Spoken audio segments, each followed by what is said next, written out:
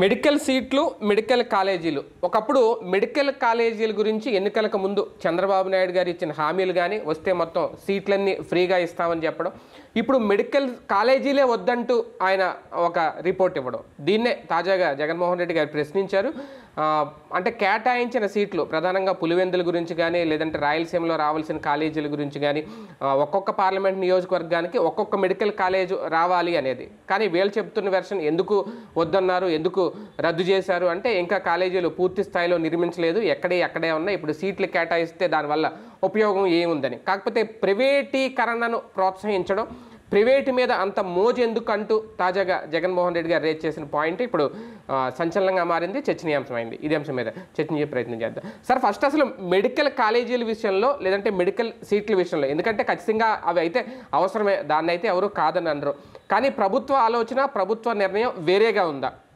బేసిక్గా ఒకటి, medical college నిర్వహించాలన్నప్పుడు ఒక ఆర్థిక భారం ఉంటుంది. ఏంటంటే దాంట్లో టీచింగ్ ఫ్యాకల్టీ ఎంతమంది ఉంటే అంతమందికి టీచింగ్ ఫ్యాకల్టీకి లక్షల్లోనే జీతాలు ఉంటాయి, వేలల్లో ఏముండవు. లక్షలు టోటల్గా చూస్తే కోట్లలోకి అవుతుంది. అదే సందర్భంలో దానికి సంబంధించి నాన్ టీచింగ్ స్టాఫ్ కూడా కావాలి కదా, బాయ్స్, హాస్టల్ మెయింటెనెన్స్, ఇట్లాంటివన్నీ కూడా భారీగా ఖర్చు అవుతుంది. ఇవన్నీ అట్లీస్ట్ ఒక 200 కోట్లు వేసుకోండి ఏడాదికి ఖర్చు అవుతుంది. అందుకు దానికి ఒక అంటే దానివల్ల ప్రైవేట్ కాలేజీల వాళ్ళకి ఏమవుతుందంటే వాళ్ళు ఇందులో ఒక లెక్చర్, వాళ్ళు టీచింగ్ ఫ్యాకల్టీ ఎట్లా పెడతారంటే ఒకే టీచరు 2-3 కాలేజీలకి చేస్తారు. వాళ్ళు రెగ్యులర్ టీచింగ్ ఉండరు, వాళ్ళకి గెస్ట్ లెక్చరర్స్గానే ఉంటారు. రెగ్యులర్ టీచింగ్ స్టాఫ్ అంతా కూడా నార్మల్ జీతాలకు ఉంటారు, అంటే లక్షలోపు జీతాలు ఆ రేంజ్లో ఉంటారు. ఈ అబౌవ్ పెద్ద ఎవరైతే ఎక్స్పర్ట్లు ఉంటారో వాళ్ళది ఒక గెస్ట్ ఫ్యాకల్టీ లాగా వాడతారు, కానీ వాళ్ళకి ఎక్కువ జీతాలు ఇచ్చినట్టు రాయిపిస్తారు. తర్వాత వాళ్ళకి ఆ ట్యాక్స్ అది వీళ్ళు కట్టుకుని మిగతా డబ్బులు చేతికి తీసుకుంటూ ఉంటుంటారు. ఇది మనకి ఎప్పుడు కూడా మీరు ప్రతిసారి మెడికల్ కౌన్సిల్ ఆఫ్ ఇండియా వాళ్ళు చెకింగ్ చేయటం ప్రైవేట్ మెడికల్ కాలేజీలకి, అక్కడ ఫ్యాకల్టీకి సంబంధించి గతంలో ఇష్యూస్ వచ్చినాయి గుర్తున్నాయి కదా. ప్రైవేట్ మెడికల్ కాలేజీలకి బోగస్ లెక్చరర్లు, బోగస్ వీళ్ళు దాన్ని ఏమంటారు పేషెంట్లు, బోగస్గా హాస్పిటల్ నడుపుతున్నారు, ఇట్లాంటిది. వాస్తవంగా ప్రతి కాలేజీకి సైమల్టేనియస్గా ఒక హాస్పిటల్ నడపాలి. ఆ హాస్పిటల్లో అన్నీ ఫ్రీగా ఇవ్వాలి, మందులు విందులు అన్నీ కూడా. అంటే అది ధర్మాసుపత్రిగా నడవాలి ఓ ప్రైవేట్ దాన్ని. ఇవన్నీ కలిపితే ప్రైవేట్ వాళ్ళకి భారం అని చెప్పేసి వాళ్ళు ఇలా నడుపుతారు ఫ్యాకల్టీ సిస్టమ్ ఇదంతా కూడా. అయితే గవర్నమెంట్ నడిపేటప్పుడు గవర్నమెంట్కి ఎట్లాగూ వైద్య ఆరోగ్య శాఖ నిధులు ఖర్చు పెడుతుంది కదా, ఈ డబ్బులతో హాస్పిటల్ నడుపుకోవచ్చు శుభ్రంగా. అది ఒక రకంగా సగం తగ్గిపోయినట్టే కదా భారం, ప్రైవేట్ మెడికల్ కాలేజీతో పోల్చుకుంటే సగం భారం తగ్గిపోయినట్టే కదా. అట్లాగే ఫ్యాకల్టీకి అయ్యేటటువంటి జీతాలు. ఓ ప్రభుత్వానికి దీర్ఘకాలిక దృష్టి ఉండాలి. దీర్ఘకాలిక దృష్టి అంటే ఇవాళ ఫర్ ఎగ్జాంపుల్ ఇవాళ వైద్యులకు సంబంధించి మనకు ఎదురవుతున్నటువంటి సమస్య ఏంటి, వాళ్ళకి ఇవాళ కోట్ల రూపాయలు పెట్టి వాళ్ళు వైద్యులు అవుతున్నారు. మరి ఆ కోట్ల రూపాయల ఖర్చు ఎన్నేళ్లలో పెట్టారు, 5 ఏళ్లలో 6 ఏళ్లలో పెట్టారు, అంతే కదా. వాళ్ళు ఎంసెట్ తర్వాత వాళ్ళు పాస్ అయ్యాక ఎంబీబీఎస్ లేకపోతే ఇప్పుడు నీట్ అనుకోండి, వాటిట్లో పూర్తయితే ఈ 5-6 ఏళ్ళు 7 ఏళ్ళు వాళ్ళు ఖర్చు పెట్టుంటారు. ఇది ఒక మినిమం ₹1 కోటి, మ్యాక్సిమం 3-4 కోట్లు ఖర్చు అవుతుంది. పీజీ చేస్తే 5 కోట్ల దాకా ఖర్చు అవుతుంది. కాబట్టి అదంతా సంపాదించేసుకోవాలి అనుకుంటారు, అందుకోసం రకరకాల ప్రయత్నాలు చేస్తారు. అందుకనినే మనకి ప్రైవేట్ హాస్పిటల్లోకి ఇవాళ వెళ్తే కడుపు నొప్పి వచ్చిందంటే ముందు అబ్డామిన్ స్కానింగ్, తర్వాత చివరికి సిటీ స్కానింగ్లు, తర్వాత అదేదో పెద్దది ఉంటుంది కదా దాంట్లోకి పెట్టే స్కాన్ ఎంఆర్ఐ స్కానింగ్లు, ఇవన్నీ పెడతారు. ఇన్ని స్కానింగ్లు పెడితే కానీ అక్కడ చెప్పలేని పరిస్థితుల్లో నిజంగా ఉన్నారా డాక్టరు, అట్లుంటే కనుక అసలు విద్య వేస్ట్. ఇక్కడ వాళ్ళు ఏమని చెబుతారంటే డాక్టర్లు, ఇప్పుడు కన్స్యూమర్స్ యాక్ట్ తీసుకొచ్చారు మనకి, కన్స్యూమర్స్ యాక్ట్ వలన పేషెంట్ ఎవరైనా కనుక మా మీద కంప్లైంట్ పెడితే మాకు సమస్య కాబట్టి ఇవన్నీ ఆధారాల కింద ఉంచుకోవాలి, మేము టెస్ట్ చేసామని, అందుకోసం మేము ఇదంతా పెడుతున్నామని వాళ్ళు అంటారు. కానీ వాటికి అవసరం లేని టెస్ట్లు అక్కర్లేదు కదా, అవసరమైన టెస్టే కదా చేయించాల్సింది. అవసరం లేని కూడా ఎందుకు చేయిస్తున్నారంటే హాస్పిటల్ మెయింటెనెన్స్. ఎందుకు హాస్పిటల్ మెయింటెనెన్స్కి అంత అవుతుంది అంటే ఇప్పుడు అవుతున్నది కాదు ఖర్చు, ఇవాళ ఒక ప్రైవేట్ హాస్పిటల్ నడిపే వాళ్ళకి ఆరోగ్యశ్రీ ద్వారా వచ్చే డబ్బులతో హాస్పిటల్ మెయింటెనెన్స్ వెళ్ళిపోతుంది. లేట్ అయినవి వీటిది లెక్కేసుకుంటే అవి వెళ్ళిపోతుంది, అది సరిపోతుంది. పైన వచ్చే ఆదాయం అంతా కూడా ఇట్లాగే. ఇక్కడ మీరు ఒక ఆపరేషన్కి సంబంధించి ఆరోగ్యశ్రీకి ఎంత వసూలు చేస్తున్నారు, మామూలుగా డైరెక్ట్గా పేషెంట్కి వెళ్ళిన వాళ్ళకి ఎంత వసూలు చేస్తున్నాం తేడా చూస్తే అర్థమైపోతుంది ఏం జరుగుతుంది అన్నటువంటి, ఎంత దోపిడీకి గురవుతున్నారు. ఈ దోపిడీ అనడానికి వీల్లేదు, ఎందుకని వాళ్ళు ఏమంటున్నారు, మరి మేము ఇన్నేళ్ళు ఖర్చు పెట్టిందంతా ఏంటి అంటున్నారు. ఇలా రాకుండా ఉండాలంటే ప్రభుత్వం ఏం చేయాలి? పాత రోజుల్లో మీకు గుర్తుండి ఉంటుంది. ఇప్పుడు నాకు ఫర్ ఎగ్జాంపుల్ 2 సార్లు చెయ్యి ఇరిగింది, అపెండిసైటిస్ ఆపరేషన్ జరిగింది, కాలుకు ఒకసారి ఆపరేషన్ జరిగింది. ఇవన్నీ జరిగిన సందర్భంలో మాకు ఫ్యామిలీ డాక్టర్ ఆయన దగ్గరికే పోయేవాళ్ళం తెనాలికి. మా నాన్న ఎప్పుడైనా సరే అక్కడికి ఏ ఊళ్ళో జరిగిన, గుడివాడలో జరిగిన, గుంటూరులో జరిగిన అక్కడికే తీసుకెళ్ళేవాళ్ళు. అక్కడే మా ఇంట్లో వాళ్ళందరికీ ఆపరేషన్స్ అయినా డెలివరీలు అయినా ఏమైనా సరే వాళ్ళు ఇన్ని టెస్టులు రాసేవాళ్ళు కాదు. అప్పుడు చూసినప్పుడు చెయ్యి ఇరిగింది అన్నప్పుడు ఒక ఎక్స్రే ఒక్కరోజు తీయించారు అంతే, తర్వాత అంతా అయిపోయిన తర్వాత అవసరం లేదు ఇక బొమ్మన్నారు. అంటే ఇట్లాగా ఆ రోజుల్లో అతి తక్కువ టెస్టులు ఉండేవి, అతి ఎక్కువ నాడి పట్టిన మన చెప్పిన జబ్బు లక్షణాలు బట్టి చెప్పేవాడు. ఇప్పుడు ఎందుకు ఉండట్లేదంటే ఒకటి టెక్నాలజీ పెరిగింది కాబట్టి, రెండవది ఈ యాక్ట్ ప్రకారం కాబట్టి ఇంత ఖర్చు పెడుతున్నారు కాబట్టి. ఇవాళ అలా తగ్గాలంటే ఆ రోజుల్లో ఎందుకని గవర్నమెంట్ మెడికల్ సీట్స్ ఎక్కువ, ప్రైవేట్ మెడికల్ సీట్స్ పెరిగిన తర్వాత ఈ సమస్య వచ్చింది. ఇప్పుడు ఏం కావాలి, ప్రభుత్వ మెడికల్ సీట్లు ఎక్కువైతే మధ్యతరగతి చదువుకోగలుగుతాడు, పేదవాడికి చదువుకోవడానికి అవకాశం వస్తుంది, పేదవాళ్ళకి స్కాలర్షిప్లు వస్తే మధ్యతరగతి తక్కువ ఖర్చుతో చదవగలుగుతారు. అప్పుడు డాక్టర్లు ఎక్కువ మంది అందుబాటులో ఉంటారు. అందుకోసం కేంద్ర ప్రభుత్వం కరోనా టైంలో చూసింది డాక్టర్లకు సంబంధించిన సమస్య. ఒక సెక్షన్ ఆఫ్ డాక్టర్లు అనేక మంది చనిపోవటం, ఒక సెక్షన్ ఆఫ్ డాక్టర్లు ధైర్యం చేయలేకపోవడం, ఇట్లాంటి పరిస్థితి. అక్కడ 4 లేయర్ల పని అవసరమైంది ఆ రోజున. అంత తగ్గ స్టాఫ్ మన దగ్గర ఉన్నారంటే దేవుడు కాపాడాడు మనం ఓ రకంగా చెప్పాలంటే. ఎందుకంటే 140 కోట్ల జనాభా కలిగినటువంటి దేశంలో అతి తక్కువ మరణాలతో బయటపడ్డాం. అమెరికాతో పోల్చుకుంటే చాలా తక్కువ మన మరణాలు. అమెరికాలో అదే 35 కోట్ల జనాభా ఉన్నటువంటి దేశం, మనకంటే 2 డబుల్ రెట్లు చనిపోయారు. ఇక్కడ అంత దాంతో పోల్చుకుంటే తక్కువ చనిపోయారు. అసలు ఇక్కడైతే ఎన్ని కోట్ల మంది చనిపోతారో అన్న భయపడ్డాం. అలాంటి దేశం నుండి కంట్రోల్ చేయగలిగాం. ఏంటి అంటే డాక్టర్లు ఇక్కడ హార్డ్ వర్క్ చేశారు, సిన్సియర్ ఎఫర్ట్ పెట్టారు, అనేక మంది ప్రాణత్యాగం కూడా అయ్యి. ఆ తర్వాతన డాక్టర్ల కొరత భారీగా కనిపించింది మనకి. అందుకోసం తీసుకొచ్చిందే జిల్లాకు ఒక వైద్య కళాశాల. దీనివల్ల ఇంపాక్ట్ ఏంటంటే జిల్లాకు ఒక హాస్పిటల్ వస్తుంది, ఒక మెడికల్ కాలేజ్ వచ్చిందంటే ఒక హాస్పిటల్ వస్తుంది. దాంతోపాటే హాస్పిటల్ అన్ని రకాల సదుపాయాలు వస్తాయి, ఎక్స్పర్ట్ డాక్టర్లకు ఉపాధి అవకాశాలు వస్తాయి, అలాగే పేషెంట్లకు ఉచిత వైద్యం వస్తుంది. దానికి తోడుగా పేదవాడికి మధ్యతరగతికి కూడా చదువుకునే అవకాశం వస్తుంది. ఇది కేంద్ర ప్రభుత్వం తీసుకొచ్చింది. ఇక్కడ నడుస్తున్నది కూడా ఎన్డీఏ ప్రభుత్వమే.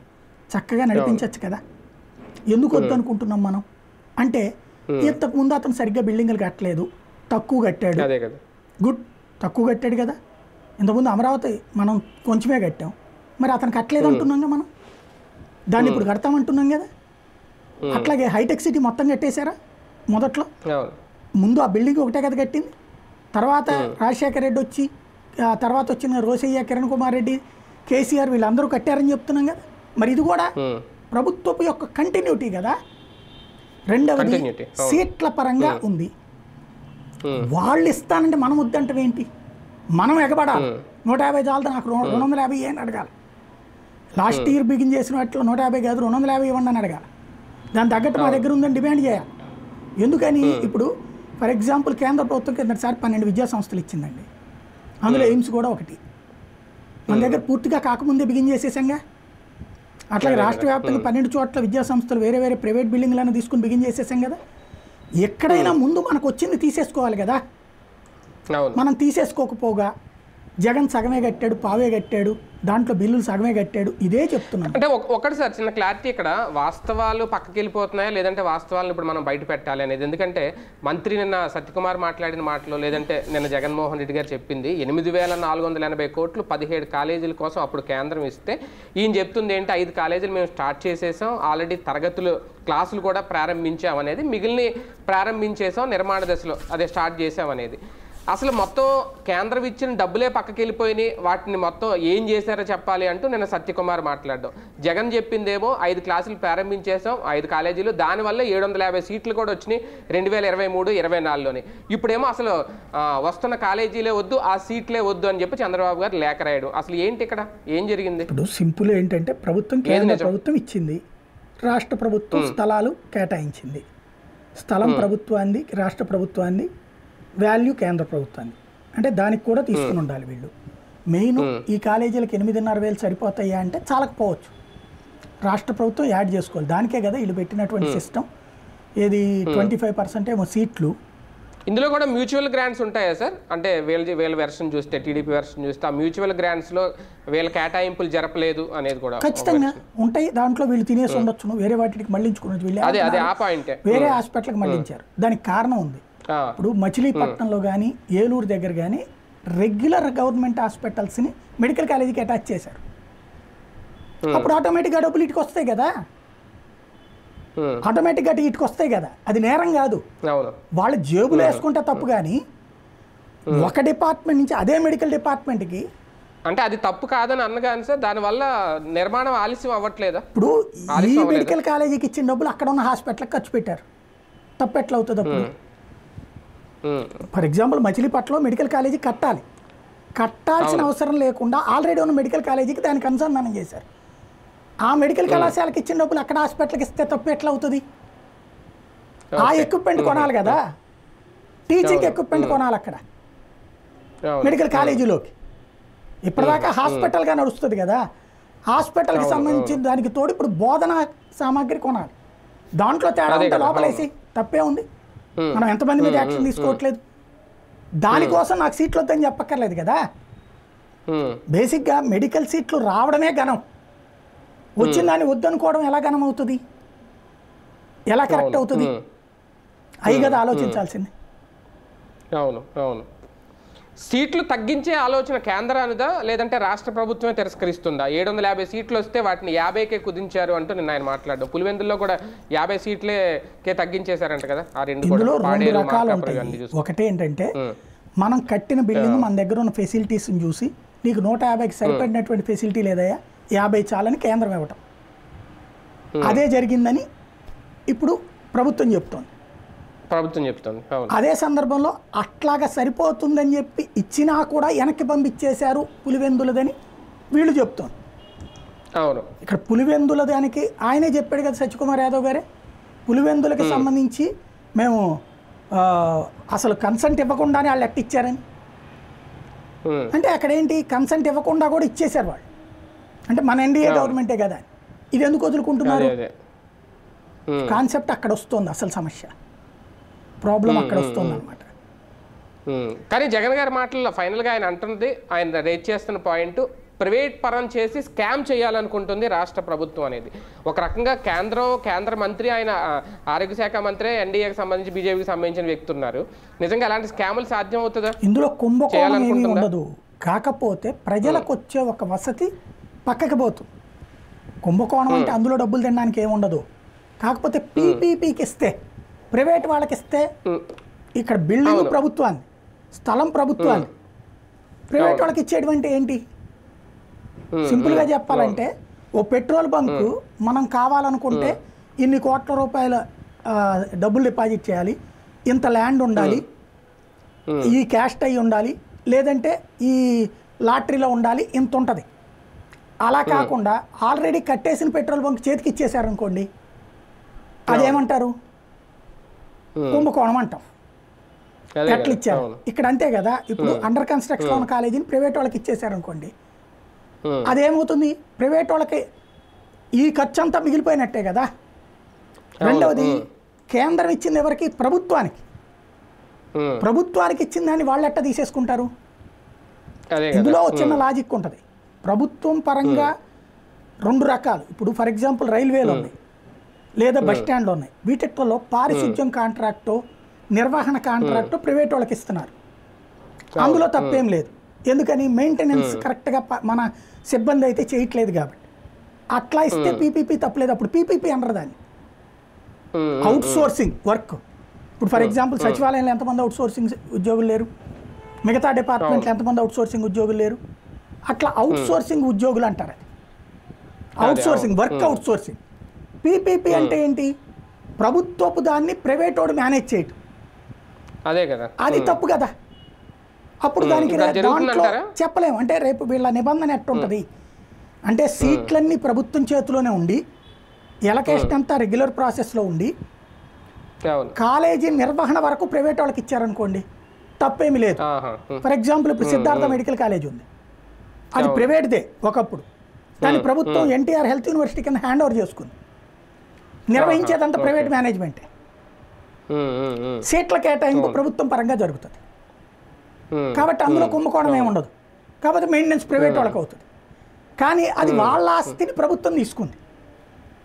ఇప్పుడు ప్రభుత్వ ఆస్తిని ప్రైవేట్ వాళ్ళకి ఇవ్వాల్సిన అవసరం లేదు కదా. అది సమస్య ఇక్కడ. దాన్ని ఏ స్వచ్ఛంద సంస్థలకు ఇచ్చి వాళ్ళ చేత నిర్వహింపజేసినా బాగానే ఉంటుంది. అలా కాకుండా ఉంటేనే సమస్య. ఇంకోటి, ప్రభుత్వ మెడికల్ కళాశాలల్లో డబ్బులు తీసుకోకూడదు. ప్రభుత్వ హాస్పిటల్లో ఇప్పుడు వాళ్ళు కనుక డబ్బులు తీసుకున్నారనుకోండి, మెయింటెనెన్స్ అని, యూజర్ ఛార్జీలని, ఫీజులని, అప్పుడు ఏమవుతుంది? అది ప్రైవేట్ హాస్పిటల్ అయిపోద్దిగా. వాళ్ళు ఏమంటారు? ఆ పీపీపీ కింద తీసుకునేవాడు ప్రభుత్వ హాస్పిటల్ కంటే ఎక్కువ ఉండొచ్చు కానీ ఆ మొక్క ఎత్తరు, ప్రైవేట్ హాస్పిటల్ కంటే తక్కువ అంటారు. వీళ్ళు అది చూపెట్టడానికి అవకాశం ఉంటుంది. కానీ అక్కడ ఫ్రీగా రావాల్సింది. మరి వీళ్ళు ఏమంటారు మేనేజ్మెంట్ వాళ్ళు? మరి దానికి అయ్యే ఖర్చుని ఎవరు భరిస్తారండి? స్టాఫ్ని అవన్నీ మెయింటైన్ చేయాలి కదా. ఇప్పుడు ఫర్ ఎగ్జాంపుల్ స్కానింగ్లు, ఎక్స్రేలు, బ్లడ్ టెస్టులు, ఇవన్నీ టెస్టులు చేయాలి కదా, వాటికి అవుతుంది కదా అని చెప్తారు. కాబట్టి చూడాలి ఏం చేస్తారు. ఒక రకంగా కోట వదిలేసుకున్నట్టేనా సార్ ఇప్పుడు రాష్ట్ర ప్రభుత్వం? లేదంటే ఇద్దరు మెడికల్ సీట్ల విషయంలో, మెడికల్ కాలేజీల విషయంలో జగన్ కానీ ఇప్పుడు చంద్రబాబు గారు కానీ ఇద్దరు గేమ్ చేంజర్స్ గానే ఫీల్ అవుతున్నారు? మేబీ నేను అనుకోవడం 2 ఏళ్ల తర్వాత తీసుకుంటారేమో. ఎట్లాగో ఎన్డీఏ గవర్నమెంటే ఉంటుంది కాబట్టి ఇప్పుడు ఇస్తే కనుక ఇప్పుడు తీసుకుంటే జగన్ పేరు వస్తుంది కాబట్టి. అంటే ఇవి కంటిన్యూ చేస్తారా లేదనేది కూడా ఏం చెప్పట్లేదు కదా. అంటే ఇవి ఆల్రెడీ రన్నింగ్, దాన్ని క్యాన్సిల్ చేయడానికి ఏం లేదు కదా రన్నింగ్లో ఉన్న కాలేజీ. కొత్తగా ఇచ్చేటటువంటి సీట్లకు సంబంధించి కాబట్టి కొత్త వాటికి సంబంధించి అవన్నీ పూర్తి చేసేదాకా నీలో పీపీపీ కింద ఓకే చేసి వాళ్ళకి ఇస్తారేమో. అది 2-3 ఏళ్లలో తేలుతుంది. అంటే కాలేజీల నిర్మాణానికి ఎందుకు ఆలస్యం జరిగింది అని సమాధానం చెప్పాలా జగన్? అవసరం లేదు, చెప్పాలి కదా. ఇప్పుడు ఆటోమేటిక్గా 2000 సంవత్సరంలో వచ్చింది ఈ ఆలోచన, కరోనా టైంలో. తర్వాత 2002 దాకా ఏముంది? కరోనా ఉంది. ఆ తర్వాత కట్టబట్టినాయి కదా, వేగంగా కట్టబట్టినాయి కదా. ఒక 5 కాలేజీలు రన్నింగ్లోకి వచ్చినాయి. మిగతాది ఇప్పుడు 50 అయిందా, 60 అయిందా అన్నటువంటిది. ఇప్పుడు అమరావతి 5 ఏళ్లలో ఎందుకు కట్టలేదంటే దానికి ఎవరు జవాబుదారి?